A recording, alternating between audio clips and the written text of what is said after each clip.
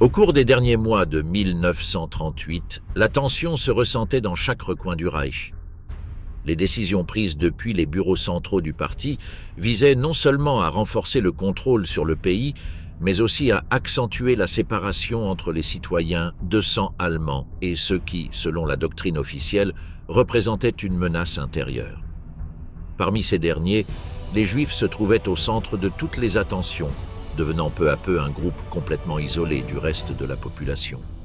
Les mesures adoptées par le régime durant cette période ne relevaient pas de l'improvisation, mais d'une série d'étapes soigneusement calculées, destinées à préparer le terrain à ce qui allait suivre. Au début de janvier 1939, à peine quelques semaines après la nuit de cristal, Hitler prononça un discours devant le Reichstag qui ne laissa aucun doute sur ses intentions. Bien que pendant des années, il se soit exprimé de manière ambiguë sur la question juive, cette fois-ci, le ton changea radicalement. Devant une audience acquise, il lança un avertissement qui entrerait dans l'histoire. Si une nouvelle guerre mondiale éclatait, ce ne serait pas lui qui disparaîtrait, mais les Juifs d'Europe. Il ne le formule pas comme une éventualité, mais comme une menace directe, avec un ton froid et calculé. Ces paroles servirent d'avertissement voilé, une façon de préparer à la fois son entourage politique et la population à une radicalisation encore plus profonde de la politique raciale du régime. En parallèle de ce discours incendiaire, les autorités commencèrent à intensifier leur machine juridique. Dès les premiers mois de cette année, des normes furent émises, excluant les Juifs de presque tous les aspects de la vie publique. Il leur fut interdit de travailler dans les institutions éducatives, les bureaux gouvernementaux, les médias, et même d'exercer des professions aussi fondamentales que la médecine ou le droit. Ces interdictions ne leur retiraient pas seulement leurs moyens de subsistance, mais renforçaient aussi l'idée qu'ils ne faisaient pas partie de la communauté nationale. L'identité juive, qui jusque-là cohabitait souvent avec l'identité allemande, fut repoussée hors des marges légales, transformée en quelque chose devant disparaître de l'espace public. Dans ce processus d'exclusion silencieuse, Hermann Göring joua un rôle clé. Au-delà de son rôle militaire ou honorifique, Göring dirigea personnellement la politique d'aryanisation économique. Cette stratégie ne consistait pas seulement à dépouiller les entrepreneurs et commerçants juifs de leurs biens, mais à transférer l'ensemble de ces richesses entre des mains allemandes sous l'étiquette de nationalisation. Les entreprises familiales, les commerces, les banques et même les logements furent expropriés ou vendus pour des sommes symboliques, forçant les propriétaires d'origine à abandonner leurs activités sans possibilité de protester. Cette opération, déguisée en légalité, n'était pas un pillage chaotique, mais une manœuvre parfaitement coordonnée pour concentrer la richesse entre les mains du parti et de ses alliés, tout en éliminant la présence économique de la communauté juive. Pendant ce temps, Heinrich Himmler consolidait un pouvoir de plus en plus autonome à la tête des SS. S'il exerçait déjà une influence sur les forces de sécurité depuis plusieurs années, il parvint durant cette période à faire en sorte que ses troupes contrôlent non seulement la police politique, mais aussi l'administration des camps de détention. À ce moment-là, les centres d'extermination n'existaient pas encore en tant que tels, mais le système des camps servait déjà à isoler les opposants et, de plus en plus souvent, les personnes juives ou considérées comme asociales. Himmler transforma les SS en un instrument doctrinaire et répressif qui ne répondait qu'aux principes du national-socialisme sans dépendre des ministères traditionnels. Sous son commandement fut structurée une organisation idéologisée qui voyait sa fonction non pas comme un simple devoir policier, mais comme une mission raciale. La surveillance augmenta silencieusement. Dans de nombreuses villes, les Juifs furent contraints de s'inscrire sur des listes séparées, marquées comme « éléments non fiables ». Les cartes d'identité portaient la lettre J en rouge, et les inspections, arrestations préventives et sanctions pour des motifs triviaux se multiplièrent. Les bureaux du parti distribuaient tracts, affiches et manuels, nourrissant l'idée que le juif était un ennemi intérieur. Les caricatures dans les journaux, les manuels scolaires, les discours radiophoniques et même les publicités au cinéma renforçaient un même récit. Il ne s'agissait pas seulement de lois, mais d'une campagne complète visant à rééduquer la population et à normaliser le mépris. À mesure que ces politiques s'étendaient, l'environnement international observait avec un mélange de perplexité et de passivité. Certains diplomates s'alarmaient du ton des discours de Hitler. D'autres déploraient les nouvelles concernant la répression croissante, mais en général, il n'y eut pas de réaction ferme. Dans de nombreux cercles hors d'Allemagne, on continuait de croire que tout cela n'était qu'une exagération, une rhétorique destinée à un usage interne, ou même une phase temporaire de violence qui finirait par s'atténuer. Cette absence de réponse ne fit que donner davantage de liberté au régime pour poursuivre ses projets, sachant qu'au moins pour l'instant, il ne rencontrerait pas de résistance extérieure. Pendant ce temps, les citoyens juifs vivant encore en Allemagne faisaient face à une réalité de plus en plus étouffante. Certains tentaient d'émigrer, mais se heurtaient à des obstacles dans les ambassades étrangères, des quotas limités ou des exigences impossibles à remplir. D'autres essayaient de survivre en vendant le peu qui leur restait, en déménageant dans des quartiers pauvres ou en se réfugiant chez des proches. Les communautés traditionnelles s'effondraient, les synagogues étaient fermées ou attaquées, et de nombreuses familles choisissaient de rester discrètes, espérant un changement du climat politique. Mais tout indiquait que le pire restait à venir. C'est à ce moment-là, alors que les listes de surveillance continuaient de croître et que le nombre de magasins avec enseignes en hébreu commençait à disparaître des rues, que les réunions dans les bureaux berlinois se poursuivaient sans relâche. D'un côté, les fonctionnaires chargés des affaires intérieures recevaient l'ordre de mettre à jour les registres civils, où chaque nom devait être marqué selon son origine. De l'autre, les responsables de l'éducation envoyaient de nouveaux manuels aux écoles, où les personnages illustrés au nez proéminent occupèrent déjà les marges de chaque page.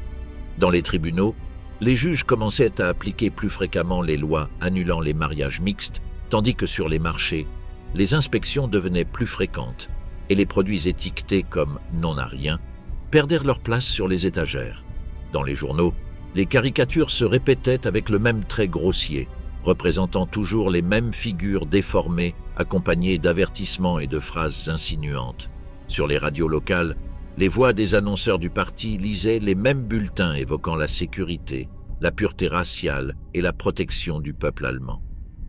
Dans les couloirs des commissariats, les officiers recevaient de nouvelles instructions sur la manière d'agir face aux comportements indésirables, tandis que dans certains quartiers, des rumeurs de futures déportations commençaient à circuler à voix basse. On ne parlait pas encore de camps, ni de disparition, ni d'extermination, mais on ne pouvait plus marcher sur les trottoirs sans percevoir le changement d'atmosphère. La Pologne sous domination nazie, les ghettos et la faim comme armes. Lorsque les divisions allemandes franchirent la frontière polonaise au début du mois de septembre, la carte politique de l'Europe centrale changea brusquement. Ce que la propagande présentait comme une opération éclair destinée à rétablir l'ordre se traduisit en réalité par une occupation totale.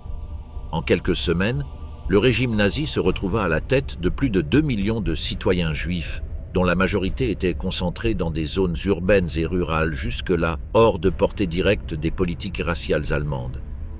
Avec la chute de Varsovie et d'autres grandes villes, la structure de domination allemande commença à s'étendre sur un nouveau territoire densément peuplé, ce qui obligea l'administration nazie à improviser une série de mesures pour classifier, séparer et contenir ces personnes. Le contrôle de ces régions n'impliqua pas seulement une reconfiguration de la puissance militaire, mais aussi la mise en place de systèmes bureaucratiques visant à diviser la population selon des critères ethniques, linguistiques et religieux. Dès le premier jour, les Juifs furent contraints de s'enregistrer, de porter des signes visibles et de se soumettre à des restrictions qui bouleversaient entièrement leur vie quotidienne. Quelques jours seulement après l'occupation, dans de nombreuses villes, des ordres furent donnés pour limiter la circulation, instaurer des couvre-feux ou interdire l'accès à certains espaces. Les commerces appartenant à des Juifs furent confisqués ou fermés, et de nombreux professionnels perdirent immédiatement le droit d'exercer. Parallèlement, commença le transfert forcé de communautés entières vers des zones spécifiques jugées plus faciles à contrôler par les autorités allemandes. L'une des décisions les plus visibles fut l'enfermement de populations juives dans des secteurs clos à l'intérieur des villes conquises. Bien que ces espaces ne fussent pas entièrement scellés au départ, ils devinrent avec le temps de véritables lieux de confinement obligatoire. Le cas de Łódź fut l'un des premiers à s'imposer comme modèle, suivi par ceux de Varsovie, Cracovie ou Lublin. Ces zones restreintes servaient à isoler des quartiers entiers, concentrant des milliers de personnes dans des espaces étroits et mal préparés. séparés du reste de la ville par des murs, des barbelés ou des barrières surveillées. Les entrées et sorties étaient soumises à des autorisations spéciales, et ceux qui tentaient de s'échapper risquaient d'être abattus par la police ou dénoncés par des collaborateurs locaux. La densité à l'intérieur de ces lieux était disproportionnée. Dans certains cas, à peine 1 mètre carré était attribué par personne, rendant impossible le maintien de conditions d'hygiène minimales. Les rues étaient toujours bondées, les appartements partagés par plusieurs familles, et les hôpitaux improvisés ne pouvaient traiter que les cas les plus urgents. Le manque d'eau courante et de nourriture entraîna des flambées de maladies infectieuses telles que le typhus ou la dysenterie, qui se propagèrent rapidement parmi les plus vulnérables. Les autorités allemandes ne cachèrent pas ces conditions, mais les justifiaient comme faisant partie d'une politique de réorganisation. Le terme employé était « réinstallation », un mot qui apparaissait fréquemment dans les documents internes et qui devint rapidement un élément central du langage administratif du régime. Ce terme englobait toutes les actions impliquant le déplacement de la population juive d'un endroit à un autre, sans préciser ni les moyens ni la destination finale. Sous cette formule ambiguë, des milliers de personnes furent poussées des régions de l'Ouest vers l'intérieur du soi-disant gouvernement général, une entité territoriale sous contrôle allemand qui couvrait une grande partie du centre et du sud de la Pologne. Cette opération, qui comprenait des déplacements forcés dans des wagons à marchandises et des marches de plusieurs jours, fut présentée comme une mesure temporaire, bien que beaucoup ne revinrent jamais chez eux. Le processus était supervisé par des membres de l'appareil policier et des fonctionnaires civils, travaillant ensemble pour accélérer les transferts. Les familles ne disposaient que de quelques minutes pour emballer le strict nécessaire et dans la plupart des cas, elles ne pouvaient emporter que ce qu'elles étaient capables de porter. À leur arrivée dans le nouveau lieu, si toutefois elles y parvenaient, elles étaient réparties dans des maisons abandonnées ou des constructions précaires, souvent sans fenêtres ni chauffage. Là, elles restaient sans papiers officiels, sans travail et sans ressources, dépendant entièrement de réseaux d'entraide informels rarement suffisants pour tous. Le manque de nourriture était un problème constant. Les rations officielles attribuées aux ghettos étaient si réduites que beaucoup ne survivaient que grâce à la contrebande ou à la charité de ceux qui risquaient leur vie pour faire passer des produits à travers les murs.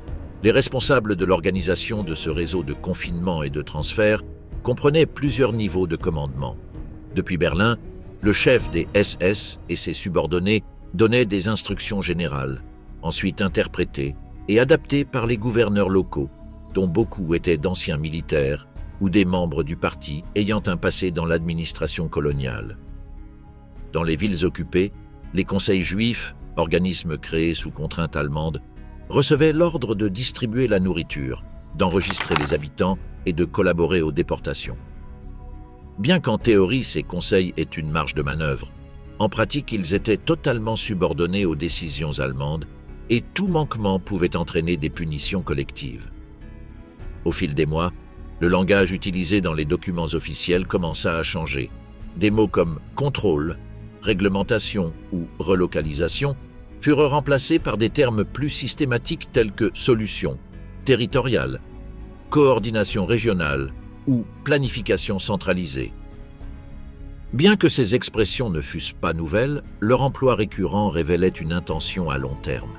Il ne s'agissait plus seulement de contenir la population juive, mais de l'intégrer dans un projet plus vaste de réorganisation démographique. Lors de certaines réunions internes, on commença à parler de créer des zones exemptes de juifs, tandis que d'autres voix au sein du régime proposaient des plans plus ambitieux d'expulsion massive vers des territoires éloignés. Ces idées trouvèrent un écho dans des propositions comme le plan Nisko, une tentative initiale de créer une réserve pour juifs dans une région désolée à l'est du pays. Bien que ce plan fût rapidement abandonné pour des raisons logistiques, il révélait que le régime cherchait des solutions à grande échelle. On discuta également de la possibilité de déporter des millions de personnes vers des lieux aussi lointains que l'île de Madagascar. Bien que cette option se soit progressivement estompée à mesure que le conflit naval avec le Royaume-Uni empêchait toute opération de cette ampleur. Dans tous les cas, toutes ces alternatives partageaient un même objectif: vider l'Europe centrale de sa population juive, quels que soient les moyens ou les conséquences humaines. Pendant ce temps, La vie à l'intérieur des ghettos se détériorait jour après jour. Les scènes d'enfants seuls cherchant de la nourriture parmi les décombres, de femmes partageant une tranche de pain sec ou de corps empilés dans les coins n'étaient plus des exceptions, mais faisaient partie du paysage quotidien. Dans certains endroits, comme Varsovie, des initiatives ont vu le jour pour documenter ce qui se passait, avec des archives secrètes et des témoignages manuscrits circulant clandestinement.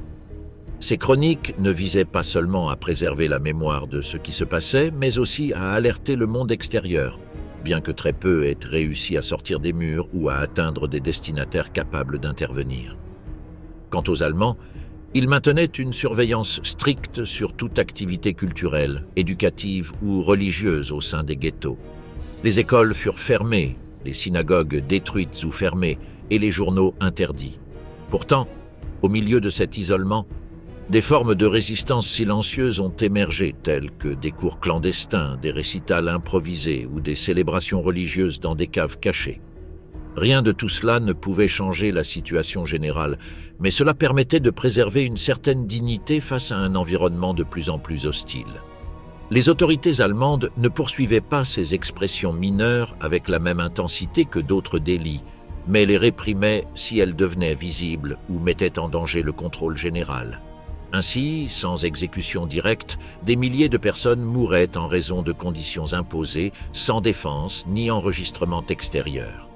Ce qui avait initialement été présenté comme une politique de gestion de la population est rapidement devenu un système d'exclusion permanente.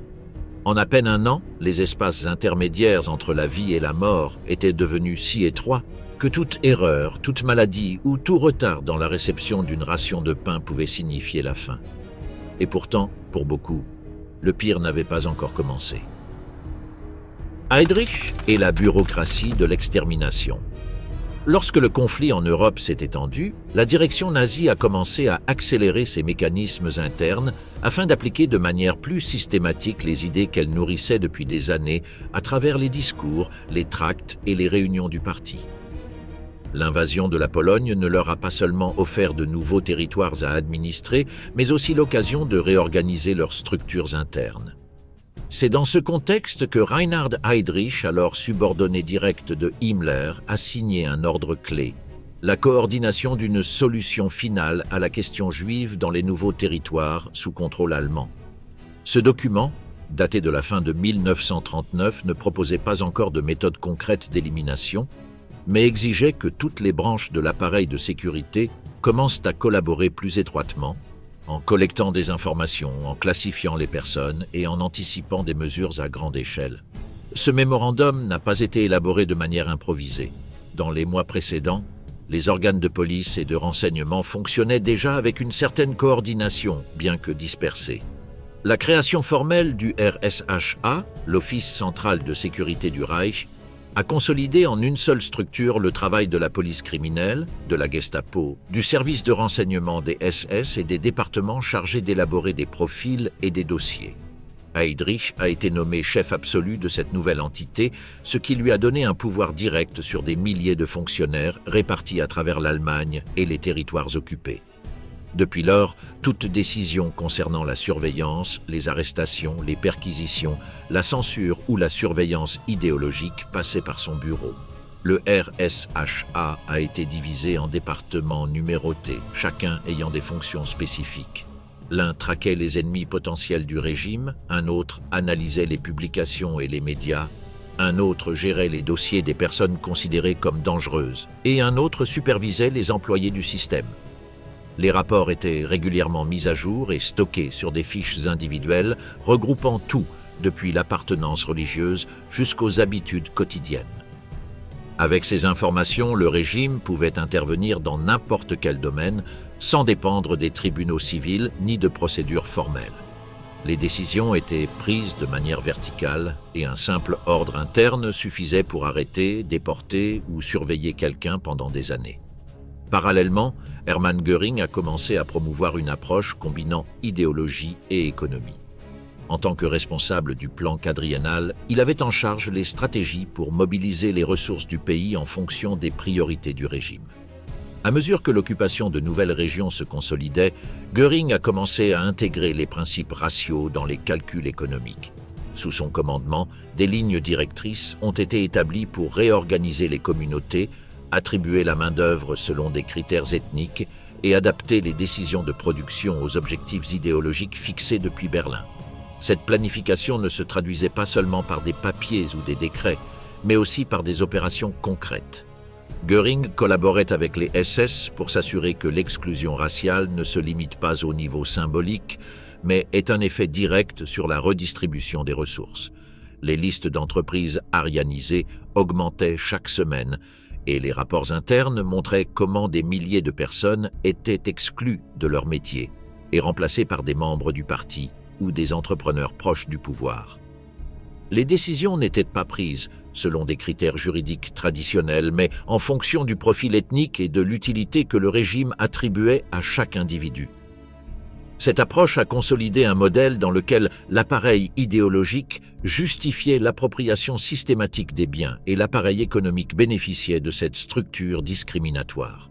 Au fur et à mesure que ces idées circulaient, l'appareil d'État intensifiait sa collaboration avec les structures idéologiques du régime.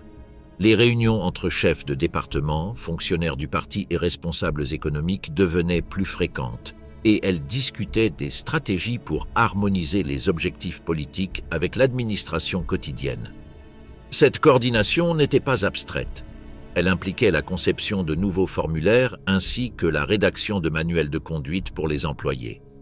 Tout devait être aligné avec les principes du nazisme, y compris l'exclusion systématique de ceux considérés comme racialement étrangers au peuple allemand. Le bureau de planification du RSHA, en collaboration avec d'autres agences, a commencé à élaborer des statistiques détaillées sur la population juive en Europe.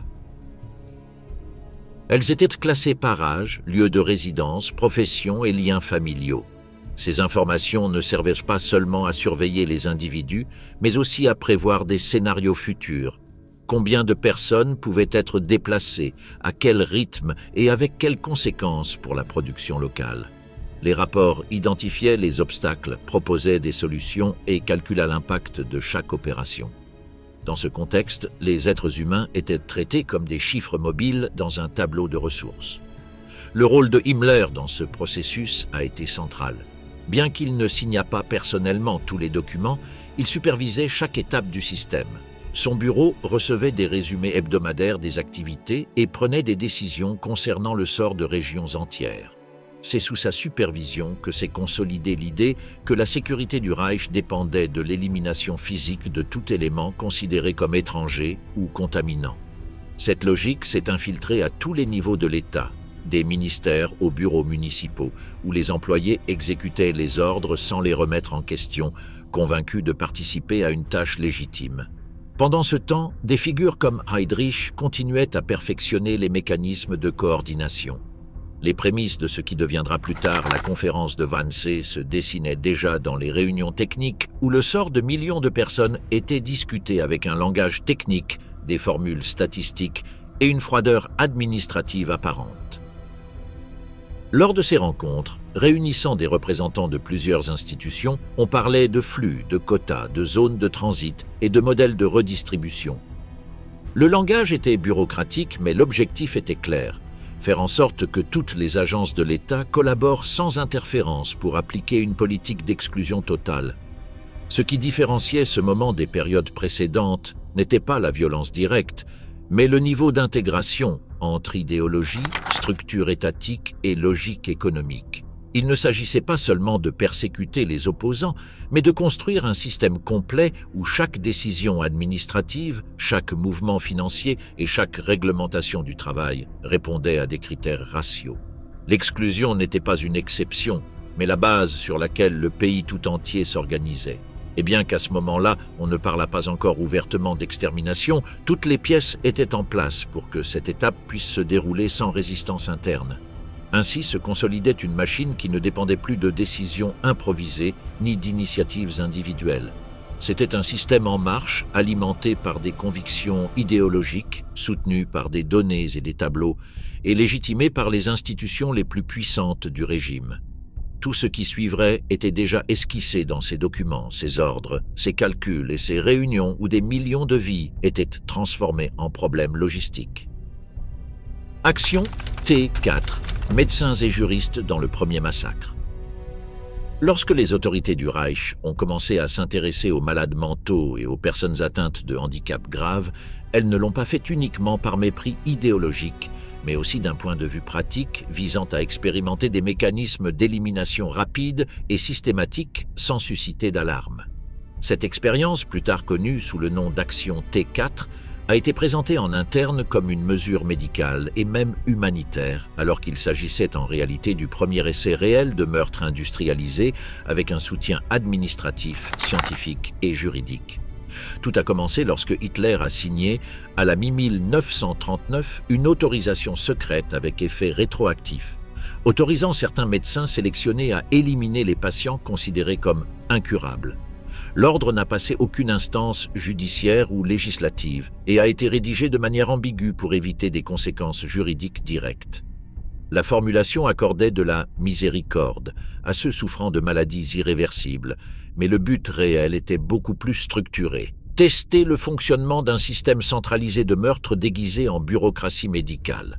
Au même moment, des bureaux spécifiques ont été créés au sein du ministère de l'Intérieur avec des branches logistiques opérant depuis une villa au 4, Tiergartenstrasse à Berlin, d'où le programme a ensuite tiré son nom de code. De là, des formulaires étaient envoyés aux hôpitaux psychiatriques, cliniques et maisons pour personnes handicapées. Les responsables locaux devaient détailler l'état médical, les habitudes et les comportements de chaque résident, sans savoir que chaque réponse serait évaluée par un petit groupe de médecins qui, sans connaître les patients ni les avoir examinés, décidaient d'un simple trait de crayon qui devait mourir. Le système fonctionnait avec un niveau de coordination surprenant. Les sélectionnés étaient transportés dans des véhicules scellés vers des institutions centrales déguisées en centres de traitement.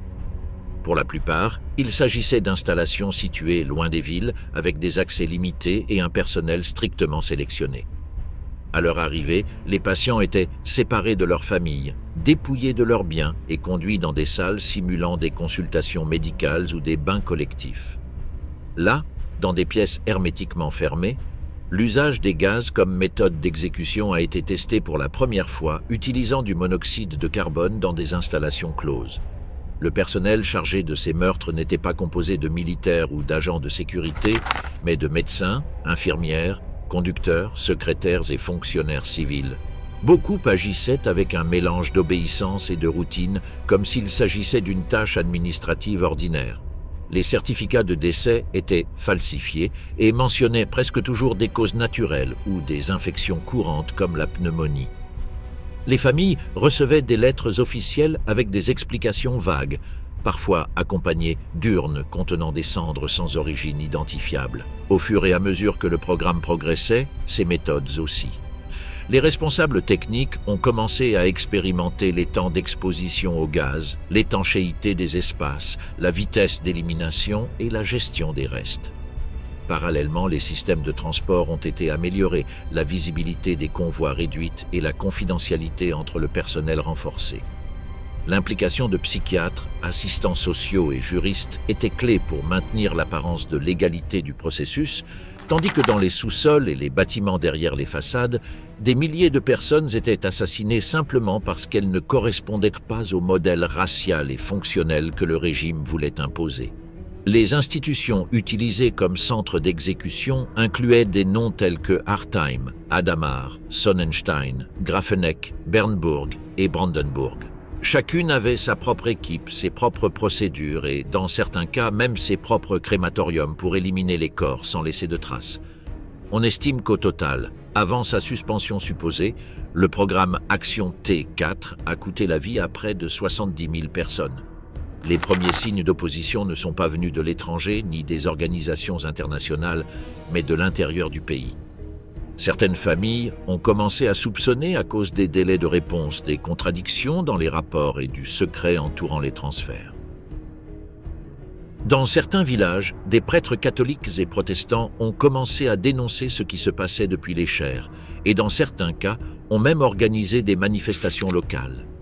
Le cas le plus célèbre fut celui de l'évêque de Münster, Clemens August von Galen, qui prononça des sermons publics contre le meurtre des innocents et exigea que soit respectée la valeur de chaque vie humaine, quelle que soit sa condition.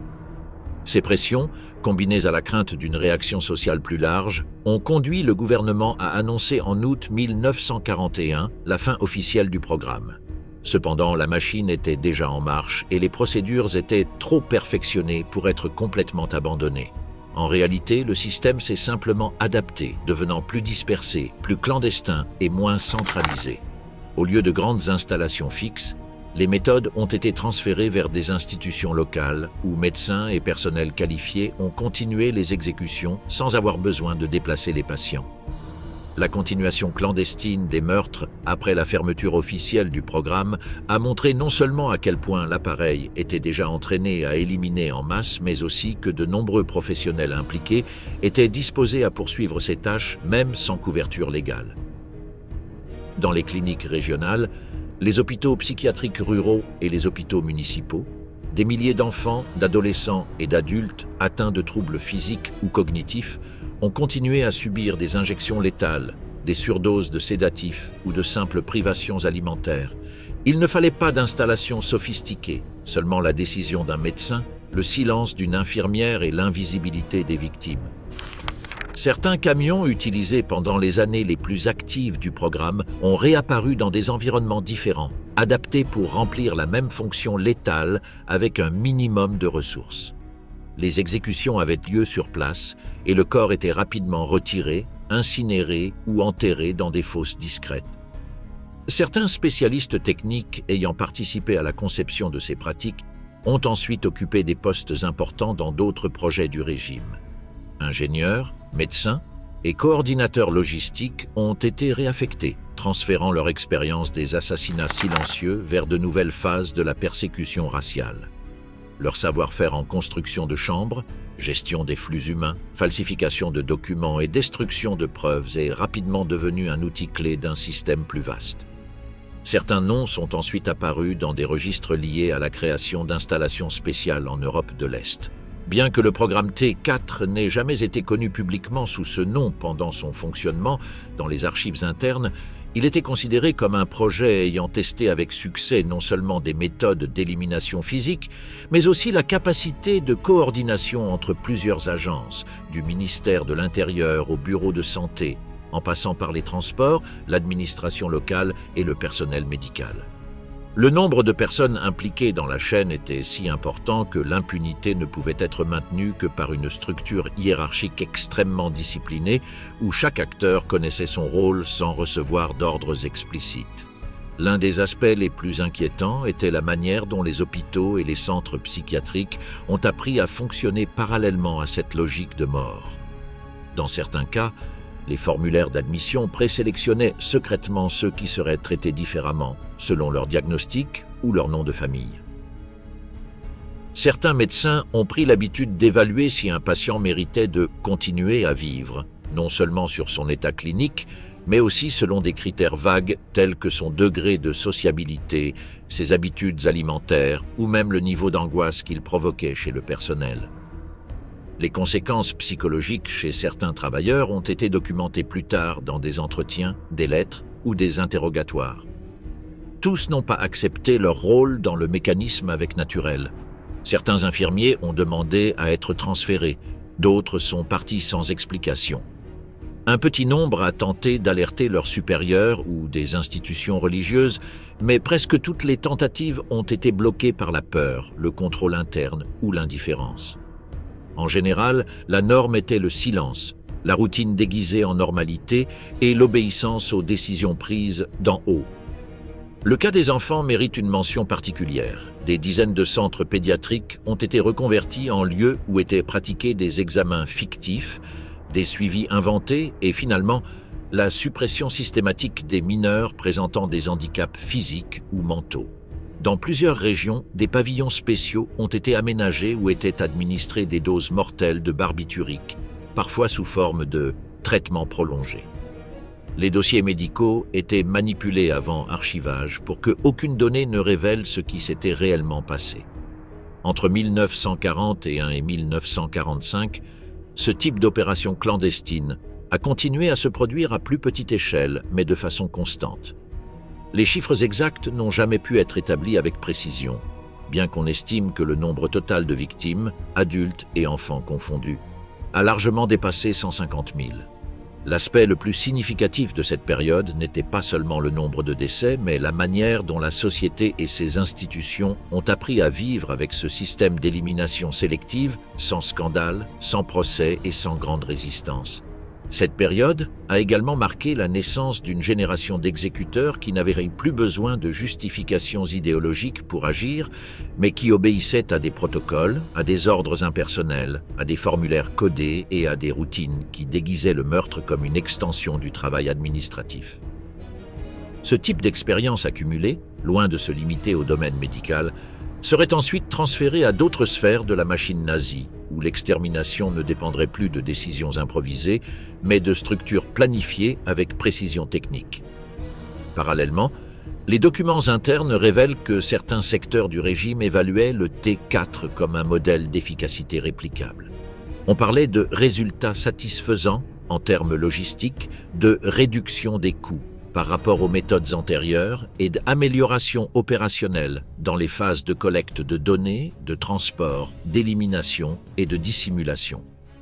Ce qui avait été expérimenté avec des patients oubliés devenait une base expérimentale pour des objectifs plus larges. Bien qu'officiellement annulé, le T4 n'a jamais totalement disparu.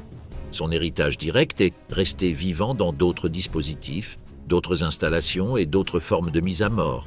Les mêmes noms, les mêmes ressources et la même logique ont continué à opérer dans le silence. À la fin de la guerre, de nombreuses personnes qui l'avaient coordonné étaient encore vivantes, avec leur parcours intact et avec à peine de traces documentaires les liant à cette première répétition générale de la mort. De l'échec de Madagascar aux fusillades massives.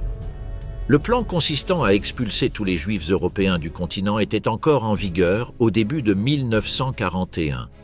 Ce revirement força la direction nazie à reconsidérer ses options.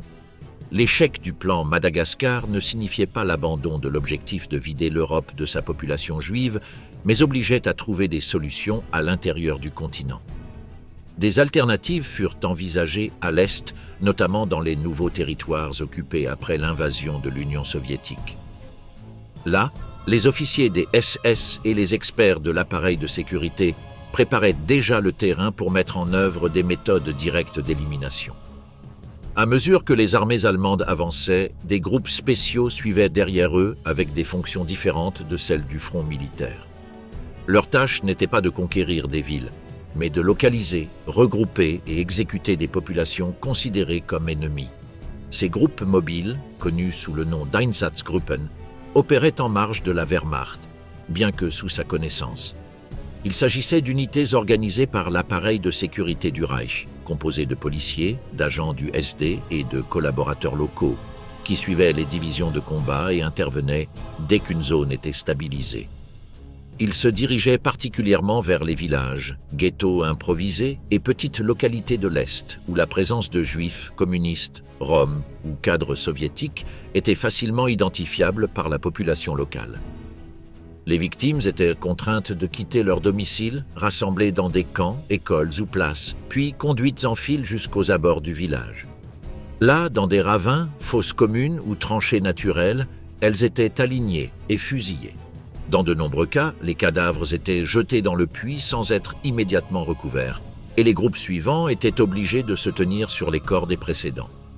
Les premiers rapports de ces massacres commencèrent à parvenir à Berlin à la fin de l'été 1941. Les chiffres ne cessaient d'augmenter et les rapports mentionnaient des milliers d'exécutions par semaine. Les commandants justifièrent chaque action avec des phrases standardisées comme « purge d'éléments hostiles » ou « mesures spéciales de sécurité ». Le langage administratif masquait l'ampleur réelle de ce qui se passait, mais n'empêchait pas les hauts fonctionnaires de lire les données concrètes. Pendant ces semaines, le meurtre de masse cessa d'être un phénomène isolé et devint une politique d'élimination constante, planifiée d'en haut et exécutée sans interruption. Il s'agissait désormais d'une campagne systématique, organisée selon des critères logistiques et non d'initiatives improvisées. Les images et témoignages des massacres montrent que la tâche de tuer était partagée par les soldats, policiers et assistants recrutés sur les mêmes territoires. Certains participaient avec enthousiasme, d'autres avec résignation, mais peu refusaient ouvertement. Dans la majorité des cas, les habitants locaux n'intervenaient pas.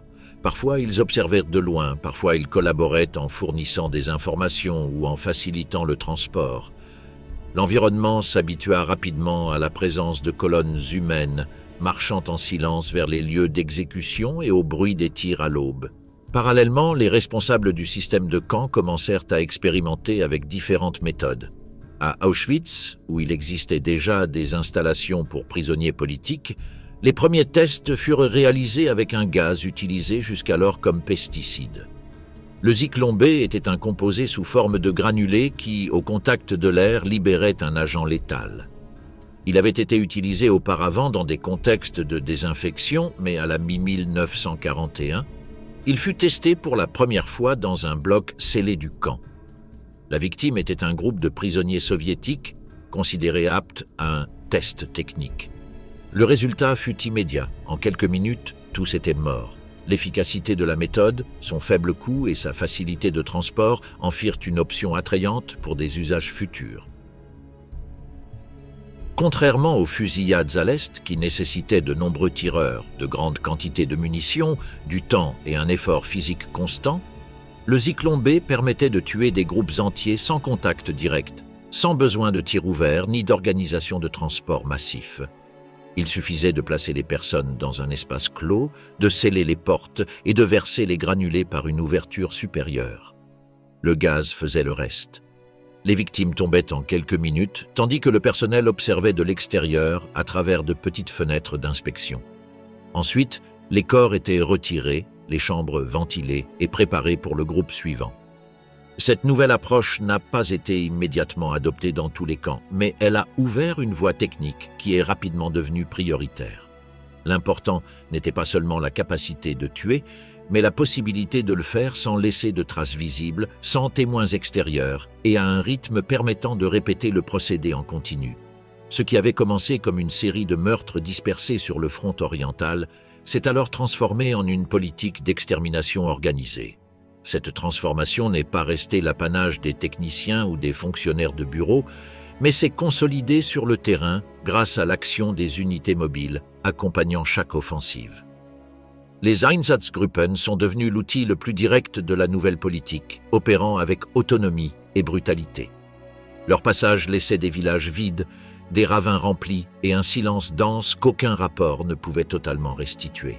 Les massacres n'étaient ni improvisés ni sporadiques. Ils étaient exécutés avec des listes, des rotations, des ordres vérifiés et des rapports détaillés.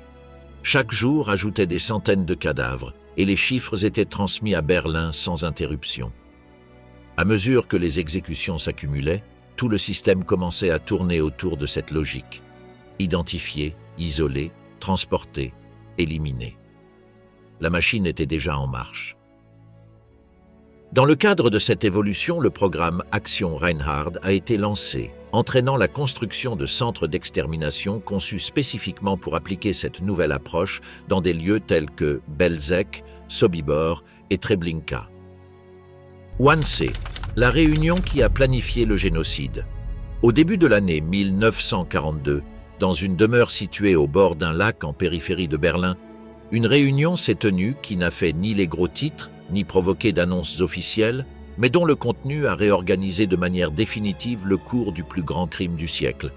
Cette résidence élégante, jusqu'alors réservée à des fonctions diplomatiques, fut le lieu où plusieurs représentants du régime discutèrent en détail de la manière de procéder à l'élimination physique de millions de personnes au moyen d'un système bureaucratique minutieux. Reinhard Heydrich présidait la rencontre, accompagné d'Adolf Eichmann et d'une douzaine de bureaucrates provenant de diverses institutions chargées de la population, de la sécurité, de la justice, des transports et des relations avec les territoires occupés.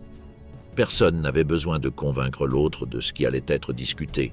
Tous savaient à l'avance que l'objectif n'était pas de débattre s'il fallait tuer, mais comment le faire de manière ordonnée, légalisée et sans interférence. Le langage utilisé ce matin-là était délibérément ambigu et technique. On évitait d'employer des termes directs liés à la mort.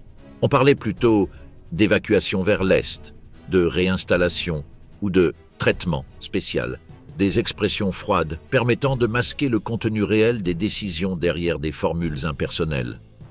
Eichmann était chargé de présenter les données démographiques. Il distribua des documents indiquant, avec précision administrative, combien de Juifs vivaient dans chaque pays d'Europe et quel était le nombre total que le régime entendait éliminer. Ces documents ne contenaient ni nom, ni âge, ni contextes familiaux, seulement des colonnes de chiffres et de catégories. La réunion n'était pas idéologique, mais technique.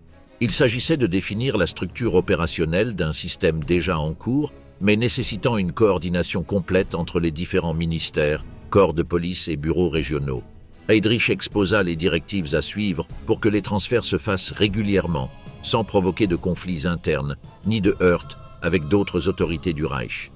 Il expliqua que, bien que la sécurité de l'État soit sous le contrôle des SS, le processus d'envoi des convois, d'attribution des quotas et de gestion des documents de transfert dépendait également du ministère de l'Intérieur, de l'administration ferroviaire et des autorités locales. Par conséquent, chacun des participants devait s'engager à faciliter ces mouvements, en évitant obstacles juridiques ou bureaucratiques. La réunion n'incluait ni témoignages, ni interrogations morales, ni discussions de fond.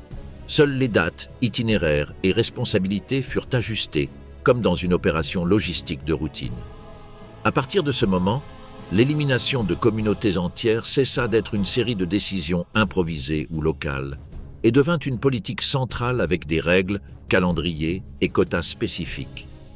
Eichmann centralisa la réception de tous les rapports sur les arrivées, départs, retards ou incidents.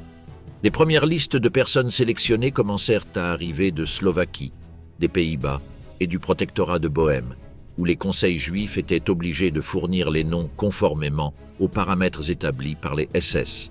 Parallèlement, les trains commencèrent à fonctionner selon de nouveaux itinéraires, avec des wagons attribués et des horaires intégrés dans le système ferroviaire régulier. Pour éviter de déranger la population allemande ou de perturber d'autres activités, de nombreuses opérations furent programmées la nuit ou dans des régions peu fréquentées.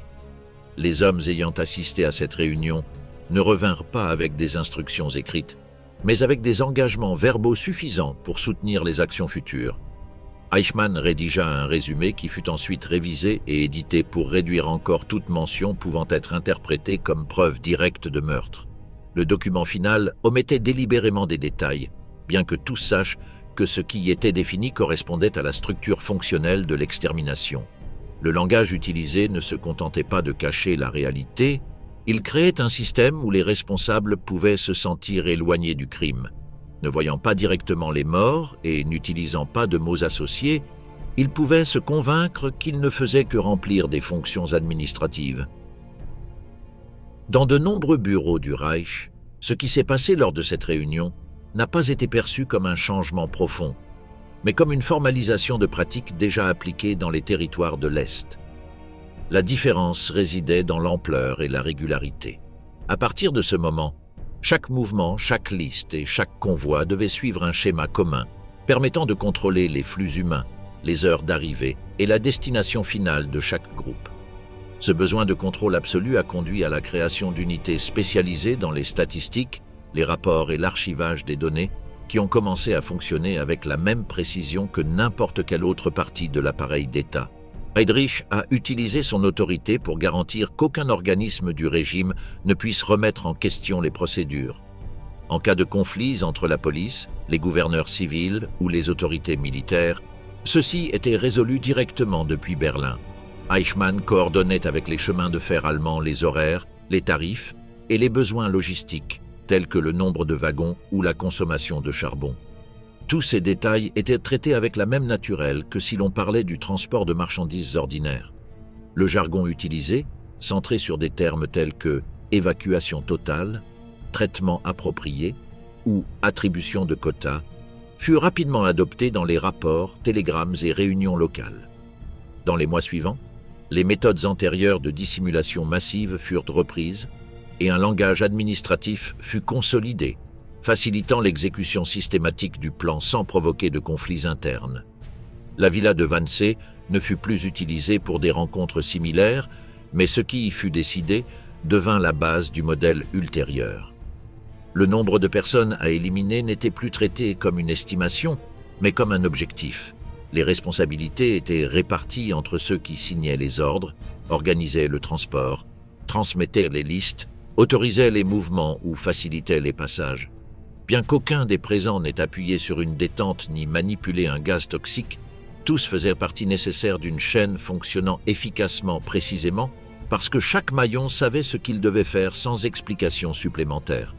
Le fait que Heydrich ait réussi à réunir des représentants de tous les secteurs impliqués et à obtenir leur engagement sans opposition a marqué un tournant dans le développement de la machine à tuer. Dès lors, la mort n'était plus une conséquence de la guerre ou une série de décisions dispersées, mais une opération organisée, planifiée avec calendrier, quotas par pays et solutions logistiques pour chaque éventualité. Bien que les camps où ces trains arriveraient ne soient pas encore pleinement opérationnels, le réseau qui les alimenterait était déjà tracé dans des documents, des schémas et des listes d'attente. Cette rencontre fut brève, mais suffisante pour que la solution finale cesse d'être un projet dispersé et devienne une politique d'État totalement structurée. Belzec, Sobibor et Treblinka, usines d'extermination. Dans la région occupée de Pologne, à une distance considérable des grandes villes et reliée par des lignes ferroviaires discrètes, 3 lieux ont été érigés qui, en moins de 2 ans, sont devenus le centre opérationnel de l'assassinat systématique. Belzec, Sobibor et Treblinka n'étaient pas conçus comme des camps mixtes ni comme des installations de travail forcé. Leur seul but était de supprimer la vie de ceux qui y arrivaient. Contrairement à d'autres sites combinant exploitation du travail et exécution massive, ici aucun bien n'était stocké, aucun baraquement industriel construit et aucune route alternative proposée. Le destin était toujours le même, et tout était conçu pour que cette issue se produise rapidement, silencieusement et de manière continue. L'opération ayant conduit à la création de ces lieux était supervisée par Heinrich Himmler, mais celui qui en a assuré la mise en œuvre fut Odilo Globocznik, chef des SS dans le district de Lublin. C'est lui qui coordonna la planification, la conception et le recrutement du personnel pour que tout fonctionne sans interruption. À Belzec, les premières méthodes furent testées. Des chambres avec moteur expulsant des gaz létaux furent construites et le système d'entrée et de sortie des trains ajusté pour éviter les retards. Une fois confirmé que la procédure pouvait être maintenue régulièrement, le modèle fut reproduit à Sobibor puis à Treblinka, adapté à une plus grande échelle et améliorant la rapidité d'exécution des ordres. Les trains arrivaient avec plusieurs centaines de personnes par voyage, dans des wagons fermés, sans espace pour bouger ni accès à l'extérieur. À l'arrivée, les prisonniers étaient accueillis par des hommes armés et dirigés vers une zone de séparation. Les femmes et les enfants étaient séparés des hommes. On leur demandait de se déshabiller pour la désinfection et leurs effets personnels étaient collectés. Tout se déroulait dans un environnement soigneusement manipulé pour éviter tout soupçon. Les mécanismes de tromperie visuelle déjà utilisés furent perfectionnés, des phrases rassurantes répétées et les déplacements organisés sans violence apparente. Personne n'expliquait ce qui allait se passer. Cris, coups inutiles ou scènes générant une panique massive étaient évités. Une fois à l'intérieur de la zone principale, les personnes étaient forcées de traverser un couloir étroit appelé le tube, reliant la zone d'attente aux chambres à gaz. Ce parcours était entouré de hautes clôtures recouvertes de branches pour empêcher qu'on voie ce qui se passait de l'extérieur. À l'intérieur, les portes se fermaient de l'extérieur et le moteur libérant du monoxyde de carbone dans l'espace clos était activé. En quelques minutes, le lieu était silencieux. Les trappes s'ouvraient ensuite et un groupe spécifique se chargeait de vider la chambre, d'extraire les corps et de préparer le lot suivant. Les personnes chargées de ces tâches étaient des prisonniers appelés Sonderkommando, sélectionnés à l'arrivée et contraints d'y participer sous menace de mort. Ils devaient organiser les vêtements, couper les cheveux des cadavres, fouiller les cavités à la recherche d'objets cachés et traîner les corps jusqu'aux fosses communes ou aux fours improvisés. Leur temps de vie était court. Après avoir rempli leurs fonctions pendant plusieurs semaines ou mois, ils étaient remplacés par d'autres arrivants et exécutés pour éviter qu'ils ne restent témoins. Parallèlement, les Trauniki, gardes ukrainiens formés par les Allemands, veillait au périmètre, contrôlait les déportés et exécutait les ordres sans question. L'efficacité atteinte à Treblinka dépassa toutes les prévisions. Dans les premiers mois de fonctionnement, le nombre de personnes tuées par jour dépassait 8000. Les horaires furent ajustés, davantage de voies d'accès ajoutées et la capacité des chambres élargie. Les opérations se déroulaient sans pause, les trains arrivant les uns après les autres, vidés, nettoyés et renvoyés en quelques heures. Le temps entre l'arrivée du convoi et la fin complète du processus dépassait rarement 2 heures. Il n'y avait pas d'interrogatoire, d'examens médicaux ou de classement professionnel. Seules des listes avec le nombre de personnes et les horaires d'arrivée, toutes détaillées dans des rapports succincts envoyés à Berlin, étaient conservées. À mesure que le système prenait de la vitesse, des méthodes furent mises en place pour éliminer toute preuve. Des fosses profondes commencèrent à être creusées pour y jeter les corps. Lorsque l'espace disponible était saturé, les corps étaient réduits en cendres dans des structures improvisées, faites à partir de matériaux locaux. Le travail était continu. Tandis qu'un groupe s'occupait des corps fraîchement arrivés, un autre retirait les os calcinés, les broyait et dispersait les cendres. Aucun nom, photo ou dossier individuel n'était conservé. Tout se résumait à des totaux journaliers communiqués par télégramme aux bureaux centraux. Les différences entre ces centres et d'autres camps comme Auschwitz étaient claires. Ici, il n'était pas question d'exploitation économique, de recherche médicale ou de gestion prolongée des prisonniers. Aucune substance comme le Zyklon B n'était utilisée et aucun bloc multifonction n'était construit. Tout l'environnement était concentré sur une seule tâche, exterminer le plus grand nombre possible en un minimum de temps, avec le coût logistique le plus faible et sans laisser de traces inutiles. Les trains étaient programmés avec précision, le carburant calculé par tonne de corps, et les gardes organisés selon le volume attendu chaque semaine. Les personnes opérant ces installations ne vivaient pas à l'intérieur du camp, mais dans des logements séparés, avec confort, cuisine et espace de loisirs. Certains amenaient même leur famille pendant les jours de congé, comme si le lieu où ils travaillaient n'était pas un centre d'anéantissement permanent. La déconnexion entre l'acte commis et la vie quotidienne faisait partie du design. Le contact direct entre les opérateurs allemands et les victimes était évité, les tâches les plus crues étant déléguées aux prisonniers forcés ou aux collaborateurs étrangers. La distance physique et émotionnelle était essentielle au fonctionnement. Lorsque l'opération atteignit son apogée, les 3 centres travaillaient en parallèle, couvrant différentes régions de Pologne et des pays voisins. Les rapports arrivaient à Berlin avec des chiffres hebdomadaires et les trains étaient déviés selon la disponibilité et la capacité. Si un camp subissait une panne ou un effondrement temporaire, le suivant prenait le relais. Tout était conçu pour que le processus ne s'arrête pour aucune raison, même pendant les inspections, les visites des autorités ou les mouvements militaires à proximité. La continuité était la priorité. Bien que l'histoire ait ensuite effacé de nombreuses traces physiques de ces lieux, les données recueillies auprès des survivants, les documents interceptés et les aveux ultérieurs ont permis de reconstruire le rythme et l'ampleur de ce qui s'y est passé. Il ne s'agissait ni d'erreur, ni d'improvisation, ni d'excès de guerre. Ce sont des installations conçues dans un but unique, construites à partir de rien pour exécuter une politique d'élimination planifiée et autorisée. Le volume des victimes, la coordination avec les chemins de fer, l'affectation des ressources et l'existence d'équipes dédiées à la disparition des corps révèlent une structure où l'efficacité a remplacé toute trace d'humanité. Dans ce système, le temps ne se mesurait ni en jours ni en quarts de travail, mais en trains déchargés, chambres vides et corps réduits en cendres avant le convoi suivant. Au fil des mois, le processus de vidage physique de ces installations débuta, ajustant le design pour empêcher toute trace du crime. Opération 1005. Effacer les preuves. Après un an de fonctionnement continu, les centres d'extermination construits à l'est du gouvernement général avaient rempli la fonction qui leur avait été assignée par les bureaux centraux. Les installations de Belzec, Sobibor et Treblinka furent désactivées et scellées de manière définitive, et ce qui ne pouvait être démonté fut enterré ou détruit à l'aide de machines, tandis qu'une opération parallèle, beaucoup plus méticuleuse, s'étendait sur diverses régions sous contrôle allemand. Cette tâche portait le nom interne d'opération Sen 5 et avait commencé en silence, sans annonce ni communiqué. L'objectif était unique: éliminer toute trace physique pouvant servir de preuve des crimes de masse commis au cours des années précédentes. Dans ce contexte, des restes humains furent exhumés par milliers dans des dizaines de sites, puis brûlés en plein air selon des méthodes rudimentaires, adaptées aux moyens disponibles.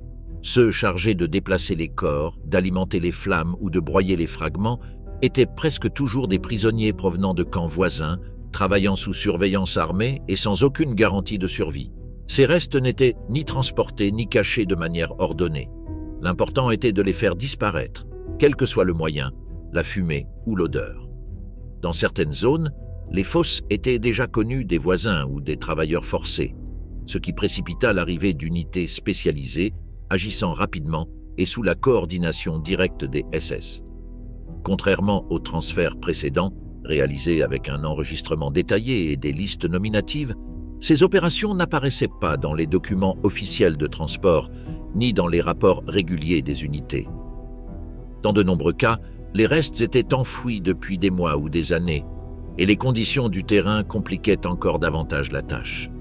Ailleurs, les enterrements étaient superficiels ou improvisés, nécessitant un effort encore plus grand pour éviter toute trace visible. À chaque site, la procédure se répétait. Le périmètre était sécurisé, des prisonniers sous surveillance armée étaient assignés, et le travail de retrait et d'incinération commençait. Les fragments osseux obtenus étaient broyés à l'aide d'outils agricoles ou de marteaux, dispersés dans de nouvelles fosses ou jetés dans des rivières proches, tandis que les rares témoins survivants étaient exécutés ou envoyés ailleurs.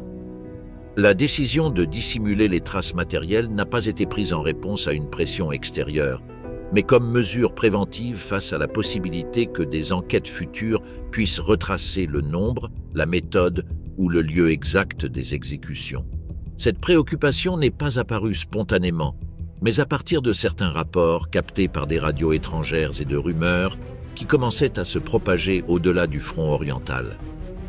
Bien que les commandants considéraient toujours peu probable une réaction efficace des gouvernements alliés, l'appareil de sécurité décida de poursuivre le processus d'élimination systématique des preuves. Le rythme de cette tâche variait selon la zone, l'accès aux ressources ou la proximité du front, mais le schéma restait le même. Effacer les traces, fermer les sites devenus inutiles et concentrer les efforts futurs sur les installations encore opérationnelles, comme le grand complexe au sud de la Pologne qui fonctionnait toujours à pleine capacité.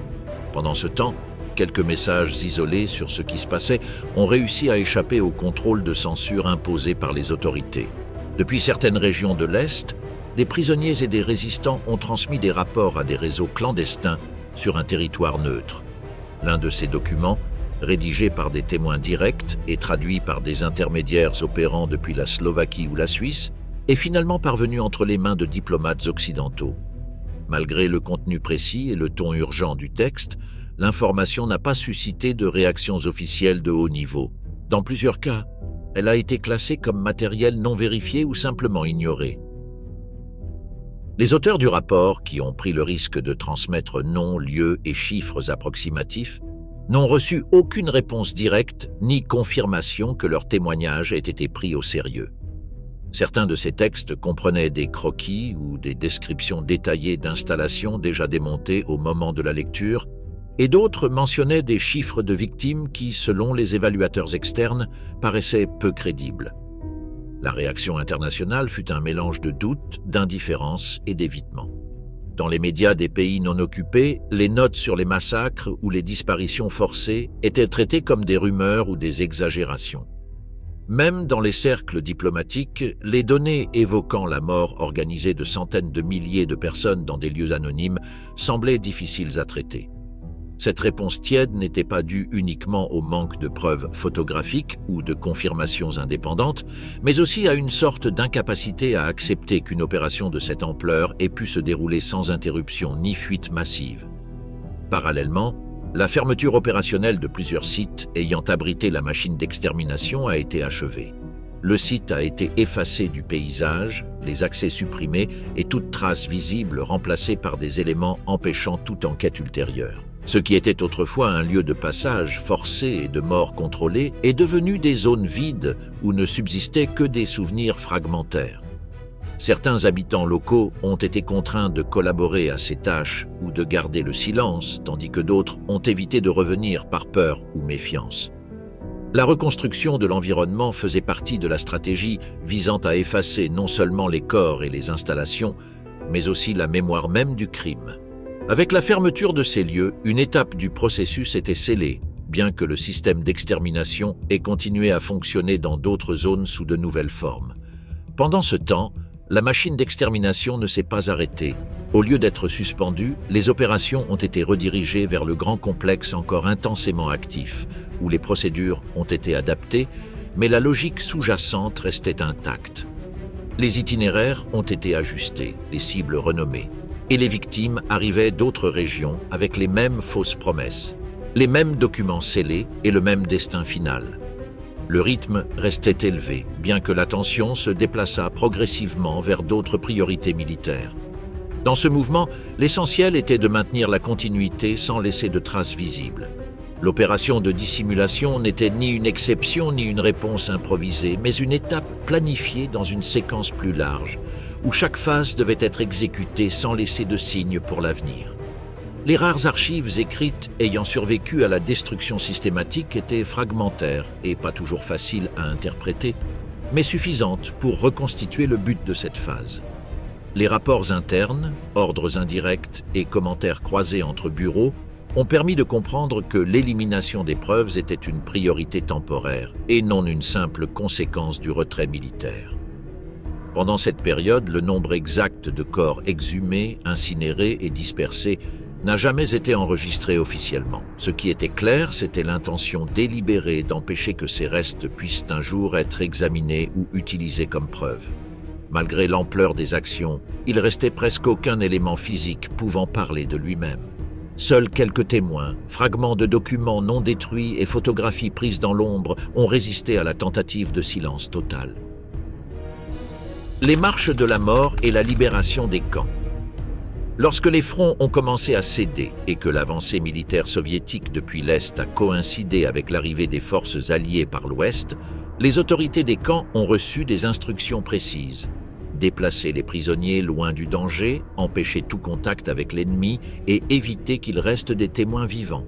Dans ce contexte, des milliers de personnes ont été contraintes de marcher pendant des journées entières, en groupes dispersés, dans des conditions climatiques extrêmes et sans nourriture suffisante, suivant des itinéraires peu visibles, traversant souvent des forêts, des chemins ruraux ou des voies ferrées abandonnées.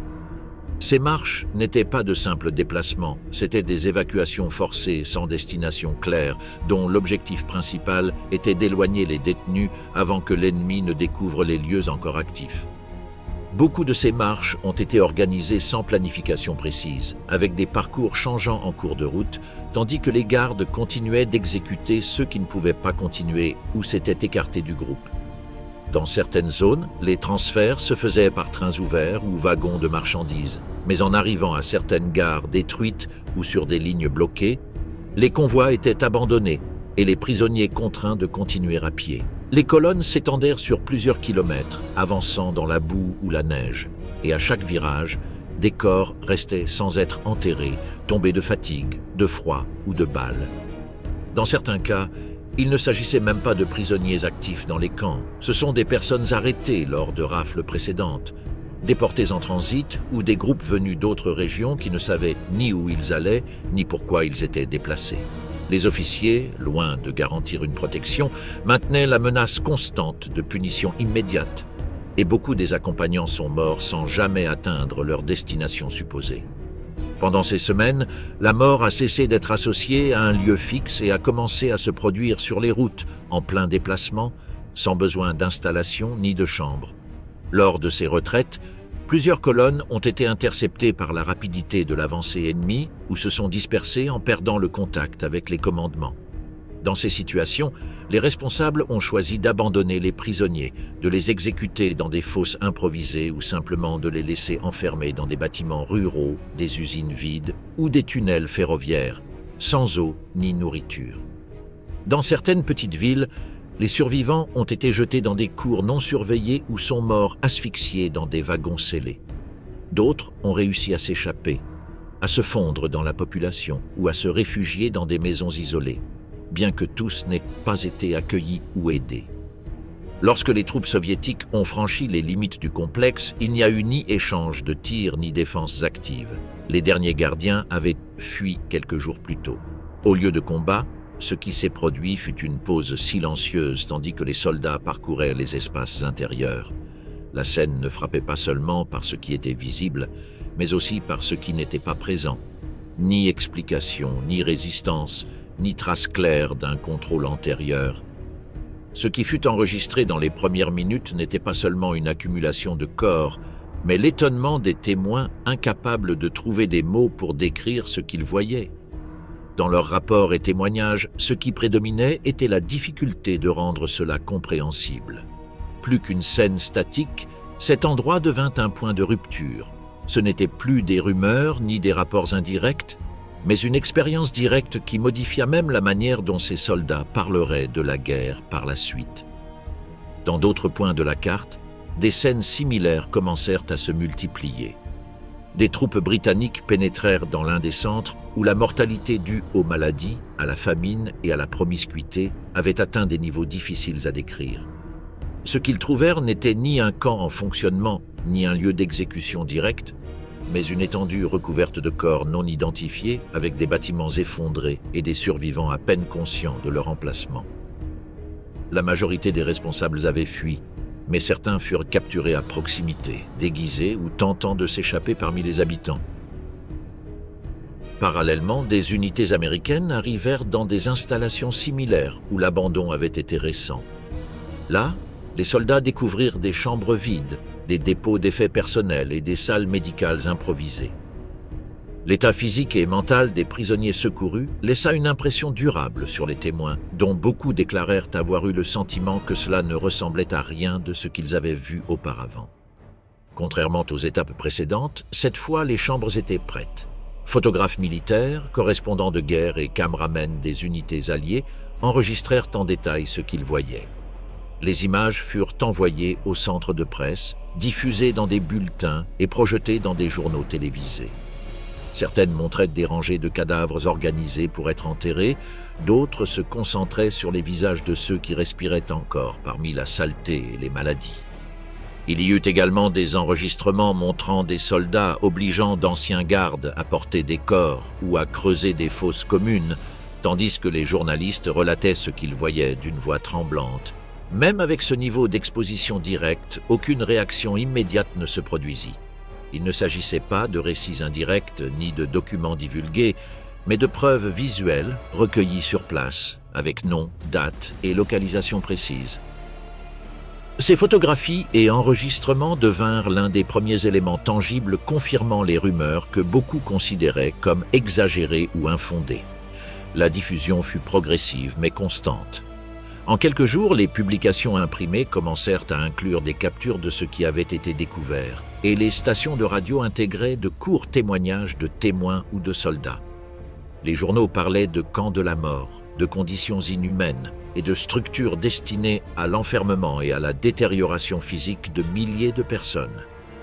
Dans certains pays, les images provoquèrent un choc immédiat. Dans d'autres, elles furent traitées avec prudence ou accompagnées d'avertissements sur leur contenu. Malgré cela, le matériel continua de circuler et plusieurs copies furent utilisées comme preuve lors d'instances ultérieures. Certains photographes civils accompagnant les forces alliées documentèrent des scènes non scénarisées, capturant visages, blessures, réactions et gestes spontanés. Dans de nombreux cas, les victimes n'étaient pas conscientes d'être enregistrées. Elles restaient simplement là, immobiles ou marchant parmi les corps, sans comprendre totalement ce qui se passait autour d'elles. Ces documents visuels permirent de montrer que ce qui avait été découvert n'était pas le résultat d'une catastrophe récente ni d'une situation isolée, mais le fruit d'années d'enfermement, de violences continues et de négligence organisée. Les images des marches, en revanche, furent beaucoup plus rares.